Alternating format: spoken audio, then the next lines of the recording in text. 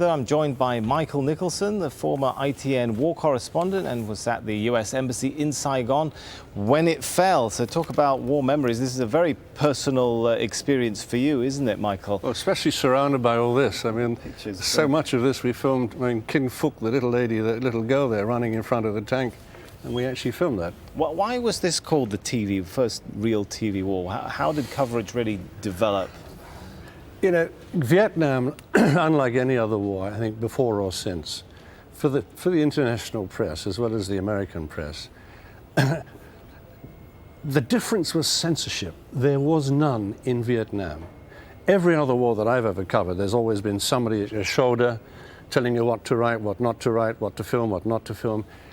You could do anything you wanted. You could do anything you wanted. We were freewheelers. If you wanted to go to Da Nang or My Lai or Khe Sanh, you said to the press officer in the press center in Saigon, I want to go. He'd lay on a helicopter, you'd go there, you'd film it, you'd talk to anybody you wanted to talk to, from the lowest ranking guy to the generals, and the generals are always falling over themselves to talk to you, and you'd come back. And there was nobody there to tell you what you couldn't do. The Pentagon, the American administration, and the generals themselves didn't realize the damage that we were doing to them. They expected us to report their successes. Right. And there weren't any. So we reported their failures. So this was a lot of trust initially, because the media coverage initially was quite supportive, at least within the US network context, right?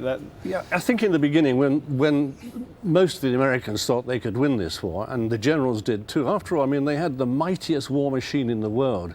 They had to win. And over the years, you mentioned the Tet Offensive, from that moment on, the American media and the American public realized they could not win this war. That's how we reported it, and we were only doing our job to do so. How have things changed since the Vietnam War with the relationship between journalists and government? Obviously, the US government has learned a lot of the lessons. They certainly learned their lesson in Vietnam. The embeds, a lot of new sort of ways came up.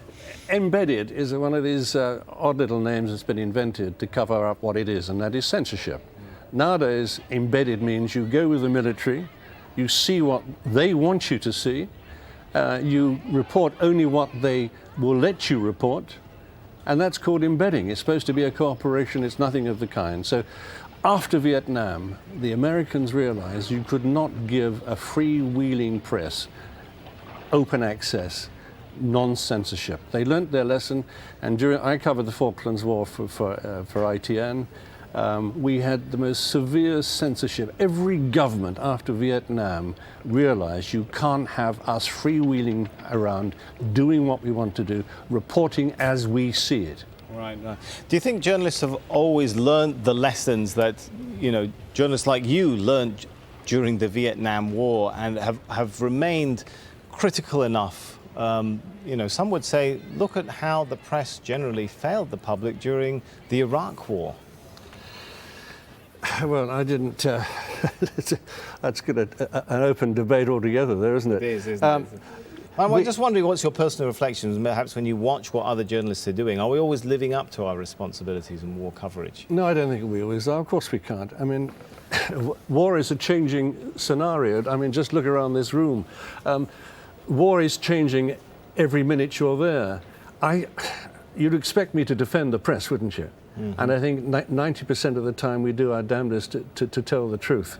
But we only get cameos. We only get cameos of a war. We can't tell the whole picture. I remember during the Yom Kippur War, and other wars too, where I was reporting from a spot, and I was telling a 2-minute story. But it needed somebody in the studio, like yourself, to explain the broader picture. Sometimes we get it wrong in the field.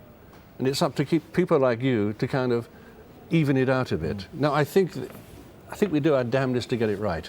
All right. Well, thanks for sharing your experiences. Doing it right is something we always have to focus on. Thanks so much, Michael. My pleasure.